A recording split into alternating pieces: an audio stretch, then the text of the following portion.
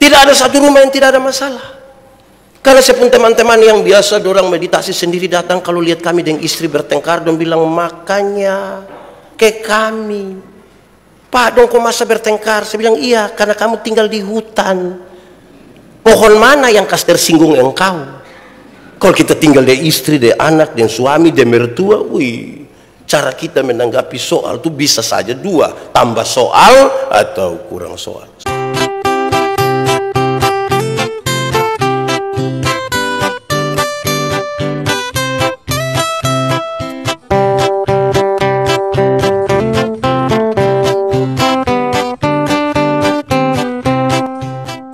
Bapak Ibu Saudara-saudara, mari kita berdoa untuk pemberitaan firman Tuhan. Mari berdoa. Ya Tuhan Allah, kami mohon kepadamu, kuatkanlah dan teguhkanlah iman kami. Supaya waktu di mana kami belajar firman Tuhan, biar ini menjadi waktu paling baik buat kami. Kami berdoa, Tuhan menjauhkan semua penggoda pencobaan. Kami berdoa supaya di bulan keluarga ini, seluruh pemberitaan firman ini akan menjadi bagian yang sangat baik bagi kehidupan keluarga kami. Terima kasih Tuhan, kami rindu pada firman-Mu. Berfirmanlah bagi kami. Di dalam nama Yesus, firman yang hidup itu, kami berdoa. Amin. Bapak Ibu Saudara-saudara, tema yang ditetapkan oleh Majelis Sinode Gemit, temanya adalah spiritualitas bertumbuh di dalam keluarga. Pembacaannya terambil dari surat 2 Timotius pasal 1 ayat 1 sampai ayat yang ke-14. 2 Timotius pasal 1 ayat 1 sampai ayat yang ke-14. Salam dari Paulus, Rasul Kristus Yesus, oleh kehendak Allah, untuk memberitakan janji tentang hidup dalam Kristus Yesus kepada Timotius, anakku yang kekasih. Kasih karunia, rahmat dan damai sejahtera dari Allah Bapa dan Kristus Yesus Tuhan kita menyertai engkau. Ucapan syukur dan nasihat untuk bertekun. Aku mengucap syukur kepada Allah yang kulayani dengan hati nurani yang murni, seperti yang dilakukan nenek moyangku. Dan selalu aku mengingat engkau dalam permohonanku, baik siang maupun malam. Dan apabila aku terkenang akan air matamu yang kau curahkan, aku ingin melihat engkau kembali supaya penuhlah kesukaanku. Sebab aku teringat akan imanmu yang tulus ikhlas, yaitu iman yang pertama-tama hidup di dalam nenekmu Lois dan di dalam ibumu Eunike, dan yang aku yakin hidup juga di dalam dirimu. Karena itulah aku peringatkan engkau untuk mengobarkan karunia Allah yang ada padamu oleh penumpangan tanganku atasmu. Sebab Allah memberikan kepada kita bukan roh ketakutan, melainkan roh yang membangkitkan kekuatan, kasih, dan ketertiban. Jadi janganlah malu bersaksi tentang Tuhan kita, dan janganlah malu karena aku seorang hukuman karena Dia, melainkan ikutlah menderita bagi Injilnya oleh kekuatan Allah.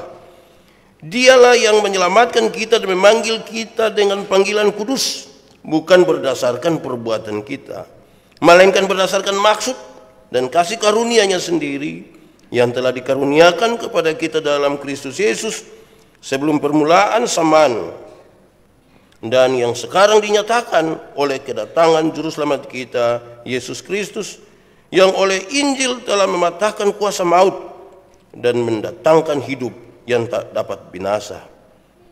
Untuk Injil inilah aku telah ditetapkan sebagai pemberita, sebagai rasul, dan sebagai guru. Itulah sebabnya aku menderita semuanya ini. Tetapi aku tidak malu, karena aku tahu kepada siapa aku percaya. Dan aku yakin bahwa Dia berkuasa memeliharakan apa yang telah dipercayakannya kepadaku hingga pada hari Tuhan. Peganglah segala sesuatu yang telah engkau dengar daripadaku sebagai contoh ajaran yang sehat, dan lakukanlah itu dalam iman dan kasih dalam Kristus Yesus. Peliharalah harta yang indah yang telah dipercayakannya kepada kita oleh Roh Kudus yang diam di dalam kita. Demikian firman Tuhan. Berbahagia setiap orang yang mendengar firman, memelihara dan melakukan dalam hidup setiap hari. Shalom. Sekali lagi shalom. Apa kabar keluarga-keluarga? Saya memulai khotbah ini memberikan izin kepada saudara-saudara kira-kira 5-10 detik merenungkan kembali kita punya keluarga. Ada aman-aman kok, ada baik-baik kok, menyikapi persoalan itu baik-baik kok, relasi antara kakak adik, suami istri dong ada baik-baik kok. Itu butuh direnungkan lagi. Kenapa? Karena ada seorang, ada keadaan di mana kita terpaksa bisa bersama-sama saja, tetapi ternyata hidup kita sudah tidak jalan lagi bersama-sama. Ada anak-anak yang lupa di orang tua, ada orang tua yang lupa di anak-anak. Ada keluarga-keluarga yang masih utuh dan ada keluarga-keluarga yang satu dan yang lain sudah saling meninggalkan. Apakah masih hidup ataukah ketika ada yang sudah mati lebih duluan. Renungkanlah beberapa waktu. Baik saudara-saudara, tema kita tentang spiritualitas yang bertumbuh dalam keluarga. Artinya bahwa diharapkan setelah mendengar firman ini kita bisa merasakan, bisa merenungkan kembali apa sih sesungguhnya yang bertumbuh di dalam keluarga kita. Saya mendefinisikan saudara-saudara, spiritualitas itu adalah cara, gaya, semangat hidup yang menunjukkan nilai-nilai penghayatan. Nilai-nilai penghayatan. Karena itu spiritualitas memberikan kekuatan untuk melakukan sesuatu. Cara, gaya, semangat hidup yang menunjukkan nilai-nilai penghayatan. Karena itu spiritualitas memberikan kekuatan, memberikan daya untuk menanggapi atau melakukan sesuatu. Ini serius saudara. Kenapa? Kan semua rumah kan ada masalah. Kalau spiritualitasnya itu bermasalah, cara dia menanggapi persoalan itu berbeda dengan yang spiritualitas baik. Karena semua rumah ada masalah. Tidak ada satu rumah yang tidak ada masalah. Karena saya pun teman-teman yang biasa dorang meditasi sendiri datang kalau lihat kami dengan istri bertengkar dan bilang, makanya ke kami, Pak dong kok masa bertengkar? Saya bilang iya, karena kamu tinggal di hutan. Pohon mana yang kas tersinggung engkau?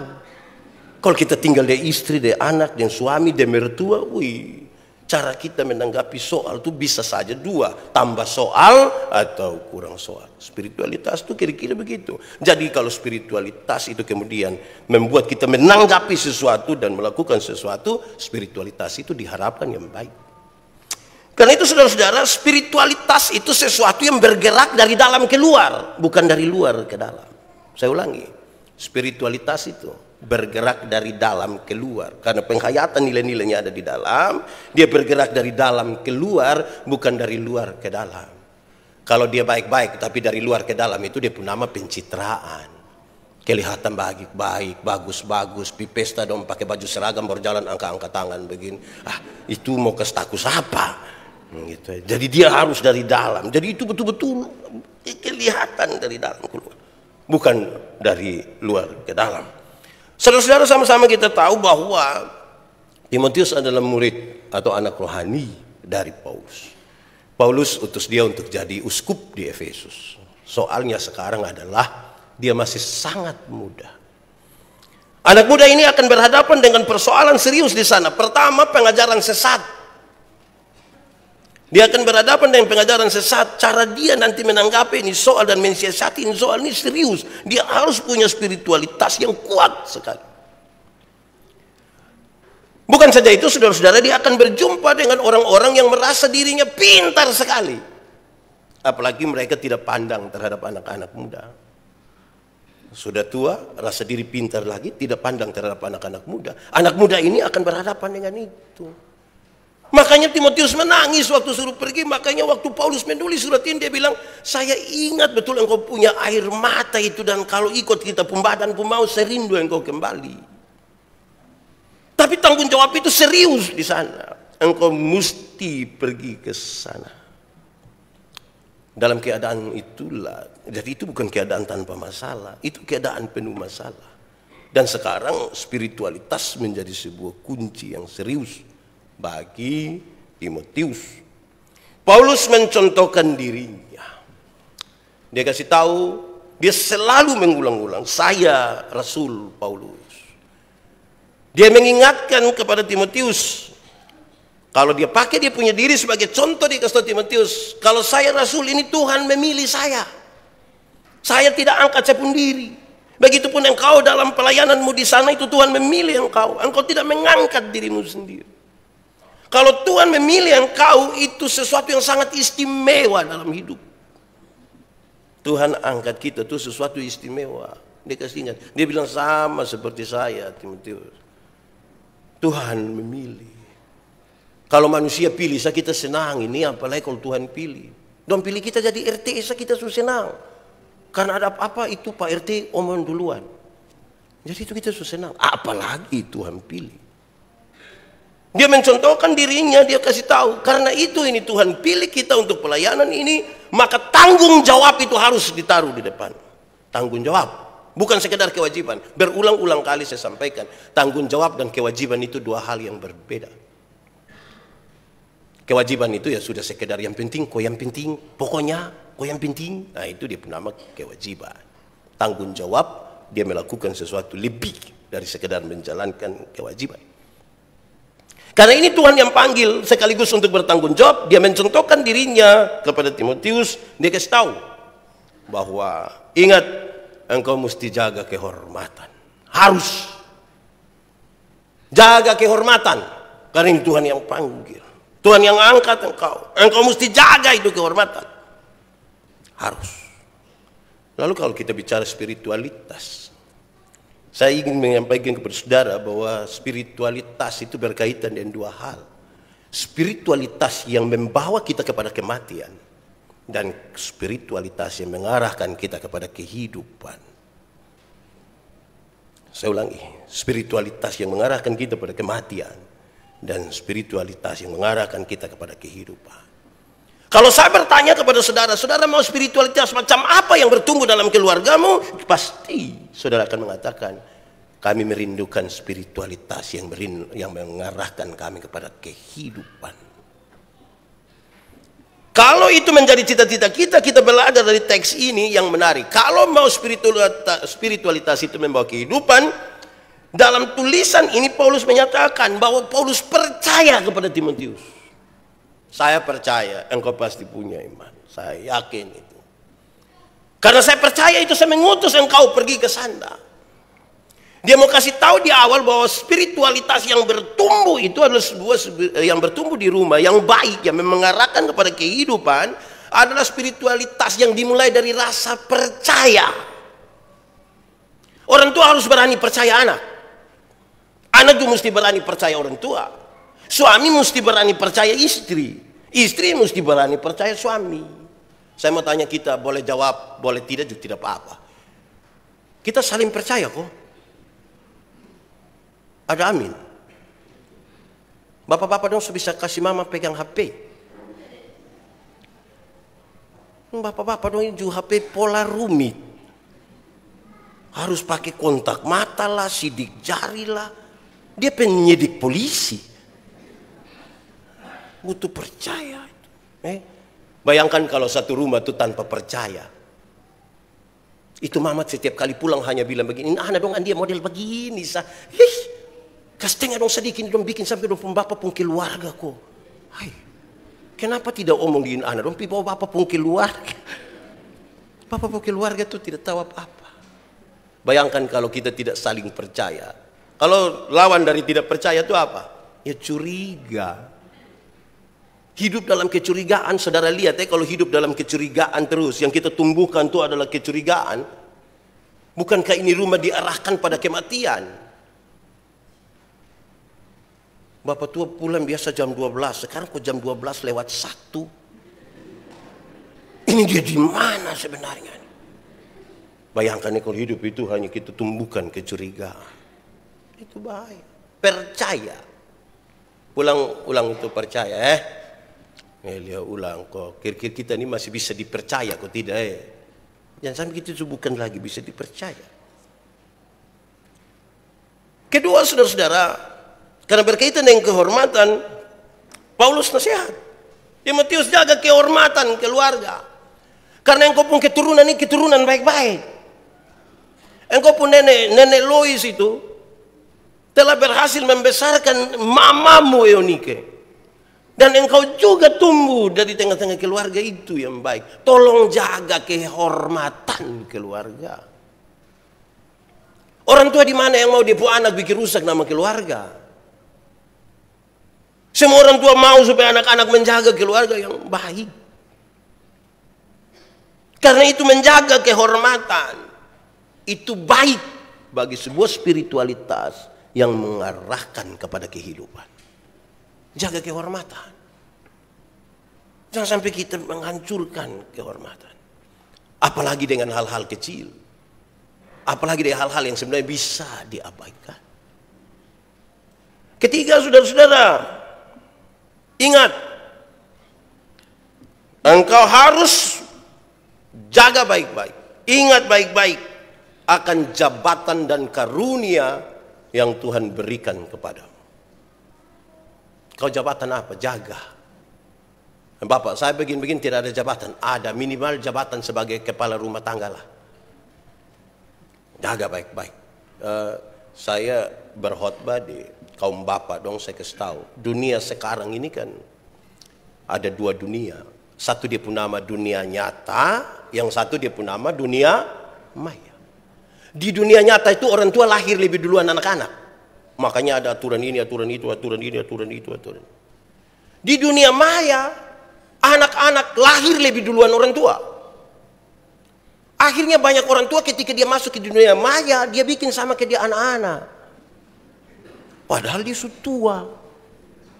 Jadi jaga baik-baik kehormatan. Karena dari nenek itu bagus, turun lagi mama yang bagus, anak-anak mesti bagus. Karena nanti engkau punya anak-anak juga.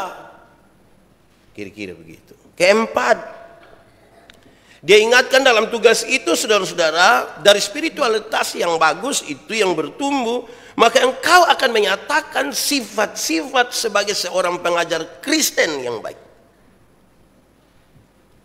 Karena engkau punya spiritualitas bagus, Timotius, maka sifat-sifat pengajar Kristen itu mesti kelihatan dalam hidupmu. Satu, engkau mesti punya keberanian.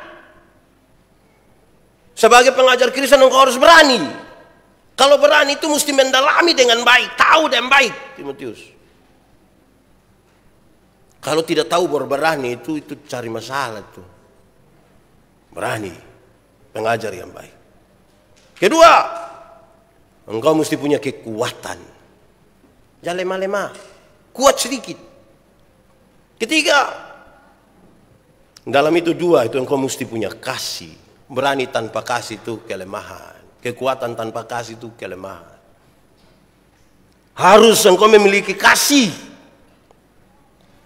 Keempat, cirinya adalah engkau mesti punya kedisiplinan hidup. Disiplin. Tidak harus diatur oleh peraturan. Tapi setiap orang boleh membangun hidupnya di dalam kedisiplinan. Itu baik. Dan pelajaran itu mestinya tumbuh di rumah. Rumah itu tempat dia bertumbuh. Disiplin. Saya ingat ini sapu bapak itu. Kita diajar harus setiap 4:30 pagi itu ibadah. Sudah ibadah lagi, bab tua tidak larang kita mau masuk rumah jam berapa. Pak Yandi itu biasa masuk rumah jam 2. Lalu saudara bayangkan kalau 4:30 bangun ibadah. Bab tua tidak marah, bab tua punya kerinduan setiap kali mau ibadah itu semua muka harus senyum, penuh senyum karena mau menghadap Tuhan. Nah kalau tidur jam 2 bangun 4:30 itu siapa bisa senyum? Saudara kasih tahu saya. Jadi saya pun muka agak tidak senyum ini. Kalau saya senyum saja muka belum terlalu bagus, apalagi kalau tidak senyum. Jadi bab tua tanya, Yandi engkau pun muka kenapa? Bapak ini saya tidur lat ini bapak. Jam berapa? Jam 2. Nah kok tugas negara apa yang terlalu penting anak? Sampai engkau pulang jam 2. Saudara bisa bayangkan kalau begitu atur diri. Keluar mah tempo-tempo pulang sudah. Supaya jam 5 bangun senyum. Orang tua dulu itu kalau menyanyi kidung jemaat 6 ayat dong bawa semua. Berdoa ini sebut nenek dong, yang kita juga tidak kenal itu nenek dorang. Hampir don doa habis itu kita sudah nyenyak. Saya mau bilang saya pun bapak-bapak, dan sampai salah satu obat tidur tuh bapak pun doa. Karena setiap kali doa habis itu kami tetap saja. Begitu Jadi disiplin itu mesti diatur. Nah, saudara-saudara, berkaitan dengan itu, kan itu semua sesungguhnya pelajaran-pelajaran di rumah yang kita harus ingat kembali. Kita mesti ingat kembali. Apa itu ada jalan? Sebab apa? Sebab anak-anak makin besar dan kita orang tua makin menurun. Makin menurun. Kita punya anak-anak yang remaja dong, ini kan cara menanggapi soal itu kadang-kadang tidak baik. Ketika orang tua tidak setuju dan dia mau, dia marah baik-baik, dia banting pintu. Pak! Di Agape ini ada yang anak remaja tukang banting pintu, ada. Yang duduk di lantai 2 dong, kamu ada banting-banting pintu. Saya kasih tahu kamu yang banting-banting pintu itu kan kamu belum tahu harga pintu berapa. Kalau kamu sudah tahu harga pintu berapa, apalagi yang kayu jati, kamu akan tutup dengan teratur. Jadi Anda mesti ajar kudu mengerti sedikit. Banting pintu lagi. Oke, mari kita renungkan ini, saudara-saudara. Karena itu saudara-saudara, spiritualitas yang bagus tadi di dalam rumah itu memungkinkan kita dimanapun, di rumah, di tempat kerja, di tempat pelayanan, di mana-mana muncul sejumlah hal yang baik ini. Saya catat, ini saya suka seringkas ini. 8. Tidak apa-apa toh.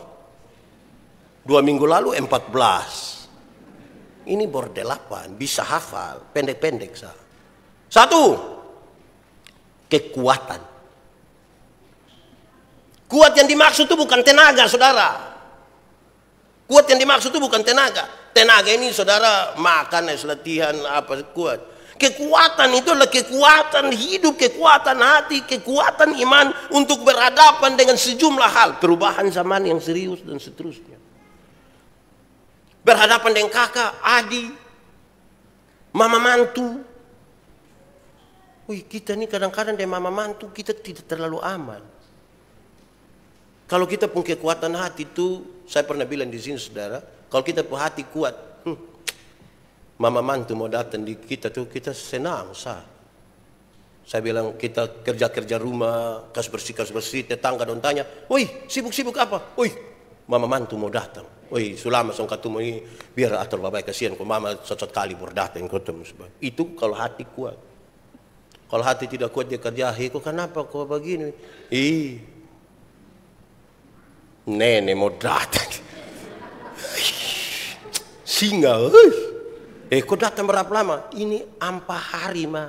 Tinggal imam tua tuh ampa hari macam kayak ampa bulan. Imam tuh,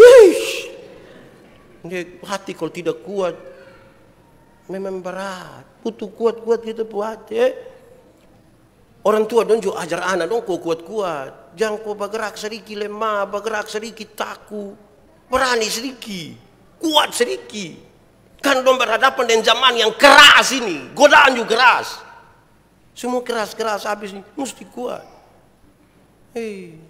Anak-anak ini, saudara, saya bilang saudara, tas makan anak yang umur begini dong, ini kan susah dong, balari, kadang-kadang dong pumam, ini anak dong, tidak bisa mengerti orang tua sedikit. Anak umur 1,5 tahun suruh mengerti dia pumama yang 38. Tuh. Anak sudah tidak mau makan, tidak membawa adik makan, adik makan biar adik sehat. Ini bukan kasih tahu begitu. Makan itu om datang, itu om juga datang, ini anak besar dalam ketakutan. Setiap kali lihat itu om dia, kuat. Malam-malam anak-anak tidak mau tidur, kasih tahu dia, bapak, adik bobo, ayo adik bobo, bobo, biar besok pagi bangun tempo, ayo, bobo, papa dan mama sudah capek kerjanya, ayo bobo sudah. Adik belum bobo, papa mama bobo duluan, ayo. Kasih tahu bapak begitu. Ini anak tidak tidur, dia pun bapak mama sepakat kas mati lampu. Terus bapak keluar dari pintu belakang, pi jendela kamar. Bapak sengaja garu jendela. Dia pun mama sengaja kaget di dalam. Hah? Om adik subobo. Ini keluarga tipu-tipu. Spiritualitas tipu yang kita lagi bangun di ini anak dong ini. Besok-besok kita sutua anak dong subesa dong kas taku kembali kita. Kok yang kita bangun itu nah. Di sini ada bapak yang biasa kas taku anak orang. Lebih doa minta ampun sudah. Kan besok-besok anak dong kas taku kembali kita. Kekuatan. Kita tidak selamanya akan bersama-sama dengan orang. Saudara, paling tidak banyak orang tua itu dia mau yang baik bagi dia punya anak. Tapi dia sendiri tidak punya garansi untuk mengatakan dia bisa berapa lama bersama-sama dengan anak-anak. Karena bisa saja anak masih kecil dia papa sudah meninggal. Dia mama sudah meninggal. Kita tidak punya garansi berapa lama bisa dengan orang. Karena itu memang nilai-nilai ini perlu dibangun. Kedua, saudara-saudara, spiritualitas yang tadi belajar baik di rumah itu akan membangun sebuah pemahaman dan kehidupan dalam keselamatan. Kehidupan dalam keselamatan. Orang kalau kehidupan dalam keselamatan itu dia hidup aman, dia selamat. Ada suatu anak senyum-senyum terus, orang tanya kenapa lu senyum terus? Bagaimana saya tidak senyum kalau saya mati masuk surga? Memang ada masalah juga dalam hidup, tapi dia tahu ada kekuatan yang baik. Kenapa kan dia diselamatkan? Dalam kasih yang besar itu. Bayangkan kalau kita hidup tanpa keyakinan akan keselamatan. Jadi apa? Kita tanya biar mama kira-kira mati masuk surga atau tidak? Mau tapi pahija om begitu teh. Anak-anak masih kecil ini. Belum lagi pembapa model begitulah. Hai. Ini keselamatan. Ketiga, saudara-saudara, pengudusan. Spiritualitas yang mengarahkan kehidupan, yang tumbuh di rumah, mengantarkan kita kepada kehidupan yang kudus. Setiap kali bicara pengudusan itu bicara tentang kesatuan dengan Tuhan. Tuhan yang kita sembah itu Tuhan yang kudus. Yang bersatu dengan Tuhan itu menjaga kekudusan. Karena yang kudus tidak dapat bersatu dengan yang tidak kudus. Itu menjadi penting. Ada masalah, ada pergumulan semuanya, tapi pengudusan. Pengudusan itu saudara, kekudusan hidup. Tidak saja kelihatan di luar, tapi karena dia itu di dalam. Saudara tidak akan pernah dengar pendeta Yan itu pencuri apa, saudara tidak akan pernah dengar itu. Tapi saudara tidak tahu apa yang ada dalam pikiran dan perasaan saya ketika saya menginginkan orang lain pembarang atau apa. Saudara tidak akan tahu. Itu saya yang tahu dan Tuhan yang tahu. Kita bisa menahan diri untuk sesuatu yang tidak dilihat oleh banyak orang, tapi Tuhan melihat sesuatu di situ. Apalagi saudara, dosa itu tidak terjadi serta-merta. Dosa dibuahi di pikiran, dibuahi di perasaan, terus menerus. Dia butuh sedikit pemicu untuk membangkitkan. Malam-malam kok kita belum bisa tidur, kok lihat-lihat loteng, lihat-lihat begini, baru salam, saya ada ide. Terus dia bikin status, sudah jam 12 lebih 45 menit, tapi mata belum bisa tertutup. Oh, itu masalah itu. Jaga baik-baik. Keempat, anugerah. Satu kata yang baik bagi orang-orang yang membangun hidupnya di dalam Tuhan. Anugerah. Pemberian cuma-cuma. Pemberian cuma-cuma. Baik ketika kamu dipanggil, baik ketika kamu menikmati hidupmu, kamu diberikan sesuatu yang cuma-cuma oleh Tuhan. Anugerah itu dibangun di atas kasih Allah yang besar. Karena itu mestinya itu hidup di dalam kehidupan orang-orang yang mengaku percaya kepada Tuhan. Saudara, orang yang tinggal di dalam anugerah, saya selalu mengatakan, tinggallah selama mungkin di dalam anugerah, supaya kita bisa melakukan banyak sekali kebaikan sebagai bentuk ungkapan terima kasih atas karunia-karunia yang Tuhan berikan bagi kita, anugerah yang kita dapat dari Tuhan. Hiduplah selama mungkin di dalam anugerah itu. Kalau tidak kita hanya mengeluh. Sudah mengeluh lagi membanding dengan orang lain. Kan kita merasa kita tidak diberkati. Orang lain diberkati, kita tidak diberkati. Kadang-kadang kita cek orang lain punya masalah, kita lupa bahwa kita punya masalah. Kan kita tinggal di luar anugerah. 5. Spiritualitas yang mengarahkan kepada kehidupan itu, saudara, kan dia bicara tentang Injil. Maka kita diarahkan untuk makin mengenal maksud-maksud Allah. Mengenal maksud-maksud Allah ini sebuah proses yang terus-menerus, dan proses itu seringkali tidak seperti apa yang kita bayangkan. Yusuf, dia dilahirkan sebagai bagian dari keluarga Yakub. Dia seorang pemimpi yang bahkan tidak disukai oleh saudara-saudaranya. Bukan sekadar tidak disukai oleh saudara-saudaranya, tetapi saudara-saudaranya berikhtiar untuk membunuh dia. Ada rasa tidak enak juga, akhirnya mereka tidak jadi bunuh, orang jual saja. Terus ini orang jual lagi Yusuf, sampai terakhir dia ada di rumah Potifar. Jadi korban fitnah di sana. Dia masuk penjara, berjumpa dengan juru minum juru roti. Dia memberi arti dari mimpi mereka. Juru minum juru roti keluar, raja bermimpi, dan kemudian juru minum juru roti kasih tahu. Ada satu orang yang bisa terjemahkan. Yusuf kemudian jadi penguasa setelah Firaun. Dia punya bapak, dia punya kakak-kakak semua pergi karena harus cari makanan di sana. Ketika orang tahu bahwa ini Yusuf, dong semua kepingin untuk minta ampun segala macam. Waktu mau membungkuk, Yusuf bilang jangan. Bukan kamu yang menyuruh aku, tapi Tuhan yang menempatkan aku di sini untuk menolong bangsa-bangsa, termasuk kamu sekalian. Proses yang panjang lebar itu selama mungkin baru dia bilang, ini ternyata ada maksud Tuhan di sini. Untuk memahami maksud Allah itu dalam proses yang panjang dan sepertinya berputar-putar.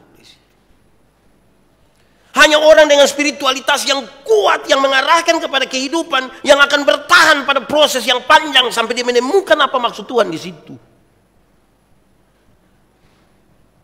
Yang tidak punya spirit yang bagus itu akan berhenti. Dan dia tidak mau berproses. Terlalu panjang, terlalu berbelit-belit.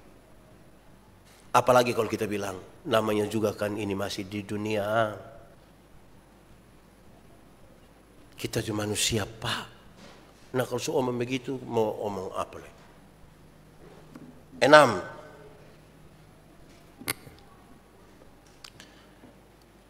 Pembebasan, kehidupan. Injil itu harus menyangkut kehidupan. Kehidupan di surga tidak seseomong. Tapi kehidupan di dunia ini mesti juga dijalani. Dijalani dengan normal. Sambil juga memperhitungkan orang lain, mengingat orang lain. Tidak untuk diri sendiri dalam kehidupan kita di dunia. Membangun hidup, menghargai keberadaan dirinya. Menghargai orang lain. Itu kehidupan di dunia. Jaga itu. Nanti sebentar saya akan sosialisasi itu terlalu tinggi lah. Suara gembala. Kasih tahu saudara-saudara bahwa kepada saudara-saudara sekalian, ada yang ingin bersama-sama dengan Agape untuk kita dapat data dari Dinas Pendidikan. Kita punya anak-anak yang sekolah SD itu ada 120 orang yang stunting. Kita diminta turut menjadi bagian bagi mereka. Kasih makanan tambahan dan seterusnya. Sebentar saya sampaikan itu. Tapi saya sudah duluan ini. Supaya kita juga menjadi bagian bersama dengan mereka. Kan ini hidup di dunia. Bukan soal apa yang saudara kasih. Tapi soal apa yang tergerak dari hatimu untuk menjadi bagian dari kehidupan ini. Di dalam kehidupan ini ada banyak hal kita mesti urus. Kadang-kadang kita mesti urus orang lain juga. Urus diri, urus orang lain, urus keluarga. Hei, COVID mulai menurun, ini tiap hari kita kumpul keluarga. Nikah sana, nikah sini, ini mati sini, situ, hancur. Tapi ya itu hidup sudah.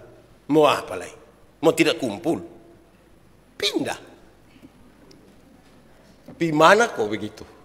Ya hidup keluarga itu 6. 7. Spiritualitas yang bertumbuh baik di rumah tadi itu mengajak dan mengantar kita pada sebuah pelayanan. Melayani apa ini? Kita melayani Tuhan. Kita tidak sementara melayani pekerjaan Tuhan. Kita melayani Tuhan. Kalau saudara hanya sekedar melayani pekerjaan, jadwal-jadwal mungkin padat sekali. Itu pekerjaan. Tapi kalau kita melayani Tuhan, beda dengan sekedar melayani pekerjaan. Tanggung jawab kita ini banyak toh. Pelayanan di bidang rohani ada, di bidang yang jasmani ada. Semua kita diminta untuk menjadi bagian dari situ. Saudara lihat kalau pekerjaan yang begini banyak ini tanpa spiritualitas. Di rumah juga tidak aman, di semua tidak aman. Kita hidup macam tertekan itu. Terakhir ke-8. Saya kira ini yang paling membuat kita dewasa, yaitu perjumpaan dengan Kristus. Harusnya saya taruh ini di pertama, tapi saya mau taruh dia di bagian terakhir. Bahwa spiritualitas yang membawa kehidupan itu sebenarnya adalah perjumpaan dengan Kristus. Dalam perjumpaan dengan Kristus kita baca ulang-ulang Yohanes pasal 14, dia kasih tahu, aku jalan, kebenaran dan hidup. Filipus bilang, Tuhan tunjukkanlah kepada kami Bapa itu dan itu cukup bagi kami. Tuhan Yesus bilang, hai, sekian lama engkau bersama-sama dengan aku tapi engkau tidak mengenal aku. Engkau seperti orang yang tidak percaya saja. Mau melihat dulu baru percaya.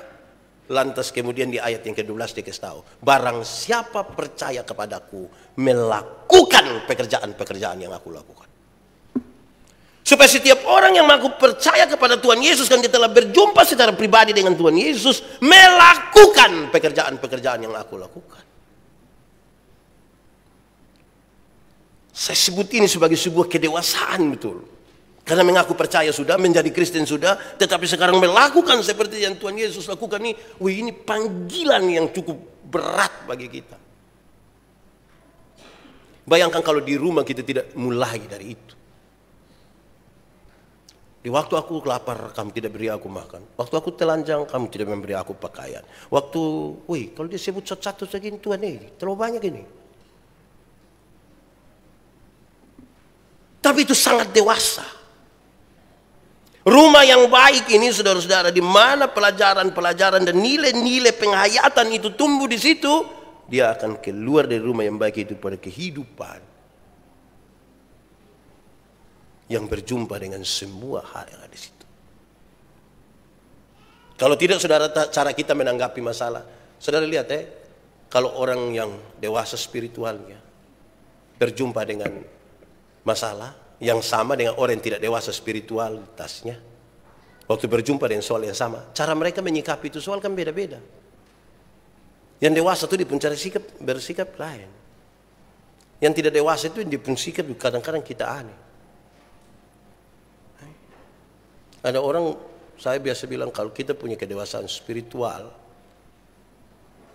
kita yang berubah. Anak umur 3 tahun, meja 10 kilo. Anak umur 3 tahun bisa pikul meja 10 kilo. 17 tahun kemudian anak umur 20 tahun. Dia bisa pikul meja yang 10 kilo? Bisa.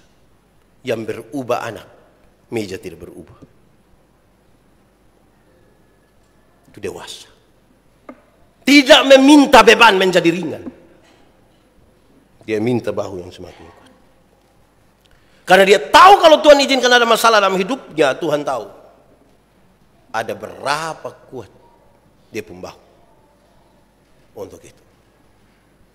Tantangan di rumah ini kan terlalu besar, saudara.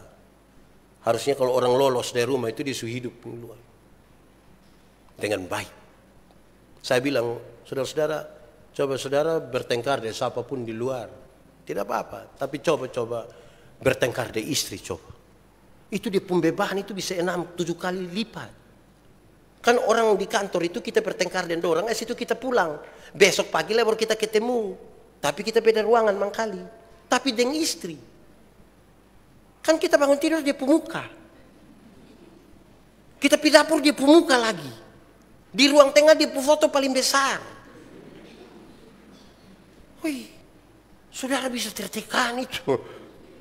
Jadi kalau saudara tidak mengatur itu dengan baik di situ, kalau itu aman di situ, beres. Saya kemarin baca satu orang punya foto di profil apa itu. Saya antara senang, setuju, tidak setuju, lucu.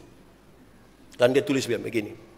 Kalau tidak mau menikah dengan istri yang suka mengomel, maka menikahlah dengan kuntilanak. Karena kuntilanak suka tertawa. Hahaha. Oh, saya juga rasa betul Tapi ini bukan angin segar untuk ibu-ibu. Pulang mau mengomel, sudah dengar tahu bapak mau dengan kuntilanak. Saya tidak mau begitu. Jangan itu tafsir kasta salah itu. Tapi mari supaya kita membangun ini kehidupan. Tidak pernah kebetulan, saudara. Tidak pernah kebetulan. Kita punya suami ini, istri itu. Saudara kan pernah mengambil keputusan untuk menikah dengan dia, toh? Atau siapa di sini Pak Pendeta? Benar-benar saya tidak tahu Pak Pendeta. Saya tidur-tidur begini, saya sadar, dia di sebelah. Kan tidak begitu. Saudara pernah ambil keputusan. Bahkan keputusan itu begitu pentingnya sampai lebih lama kita hidup itu. Dengan orang, bukan dengan keluarga. Dengan orang tua maksudnya. Akan tiba waktunya seorang laki-laki meninggalkan ayah ibunya dan bersatu dengan istri. Nikah umur 30 tahun, kita usia 30 tahun nikah. Tinggal dengan ibu, istri itu 40-50 tahun. Bayangkan. Bukan tambah hari tambah bagus. Tambah hari dia menyusut. Dia kekar mana kok? Wih, saudara mesti ini kuat ini. Dia bangun di rumah. Anak-anak dong juga begitu tuh. Kita anak 3 orang di rumah, tidak mungkin 3-3 itu anak-anak yang sopan, teratur, suka menabung, pandai, cerdas. Tetap satu agak miring-miring sedikit sampai kita batudu ini ikut siapa pun keluarga ini. Tetap satu agak miring, kita pun hati mus kuat. Ada orang tua datang di saya, Pak Pendeta, ini anak dan tidak tahu kita mau pakai cara apa Pak Pendeta. Pukul sudah, marah sudah, ikat sudah, bakalai sudah, tapi model begini terus. Tahu dong ikut siapa? Saya bilang, kau mau ikut siapa? Kalau bukan ikut dia pun bapak, ya pasti ikut dia pun mama. Masa ikut saya? Salah itu. Ini ikut salah satu. Anak dong ini kita, ketemu dong ini juga berat. Apalagi anak dong sekarang dong juga. Kayak apa kok? Tapi namanya kita pun anak sudah toh. Yang kita bangga lihat doang juga. Dong style bagus-bagus begini datang di gereja, lihat dia pun jalan begini, kita orang tua bakorek bilang, itu kelu dulu Kita juga bangga lihat orang itu. Tapi kita susah. Anak-anak dong laki-laki 1 orang saya di rumah. Jadi kita bilang jangan kerja. Lu tidur bang. Aduh papa dan mama pembuah hati ini. Jangan kerja. Dia mau dan satu nona dia pitofa di itu nona pu rumah. Dia pu mama lewat, aduh kakak kenapa? Itu nona pu mama bilang, namanya sendiri mau ada orang pu anak. Kita mau ya itu kita pu hidup begitu su. Jadi kalau spiritualitas itu tidak bertumbuh dengan baik dalam rumah, saudara, kita menjalani hidup macam apa? Saya tidak ingin mengatakan bahwa spiritualitas itu terjadi satu kali. Dia proses tanpa selesai, terus menerus dari satu hari ke satu hari, dari satu hari ke satu hari. Timotius pelajar baik, saudara. Masih sangat muda baca habis Alkitab. Masih sangat muda baca Alkitab. Kita siapa yang sudah baca habis Alkitab, coba? Yang sudah baca habis belum tentu mengerti. Apalagi yang belum baca. Bagaimana mau baca? Alkitab tidak ada. Mau baca apa? Dia belajar dari siapa? Dari dia pun nenek, dari dia pun mama. Dia pun mama tanpa tantangan. Ada tantangan. Karena dia pun mama orang Yahudi, dia pun bapak orang Yunani. Perbedaan budaya mereka itu cukup serius untuk membangun satu manusia yang bernama Timotius. Dia setia melayani. Bahkan dia dekat dengan Paulus. Waktu Paulus di penjara sekalipun dia ada. Bukan saja waktu Paulus jalan-jalan, kok keliling-keliling dia ikut, senang-senang. Waktu disusah pun dia ada di situ. Alkitab bilang, dia sakit lambung, tapi melayani. Dia punya alasan untuk tidak melayani. Dia punya gangguan pencernaan, tapi dia melayani. Makanya Paulus nasihat dia, hei Timotius, makanya jangan minum air putih saja, minum sedikit untuk penyembuhan. Minum sedikit, bukan sedikit-sedikit minum.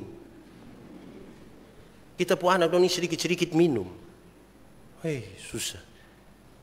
Jadi harusnya, saudara lihat, dia punya sejumlah alasan, tapi spiritualitas yang hidup itu membawa dia untuk tetap bertahan. Situasinya bukan gampang-gampang, situasi yang rumit. Dia mengelola banyak sekali perbedaan dan seterusnya. Memungkinkan kehidupan itu ada, toh? Tuhan memberkati kita. Mari kita tunduk kepala, kita berdoa. Ya Tuhan Allah, kami bersyukur kepadamu. Engkau menyatakan isi hatimu. Kami percaya kami terlalu terbatas. Tetapi kalau Tuhan di dalam kami dan kami di dalam Tuhan, benih-benih firman ini akan bertumbuh dan berbuah dalam hidup kami. Tolonglah kami Tuhan. Biar firman-Mu akan menjadi pelita bagi kaki kami, terang bagi jalan kami. Amin.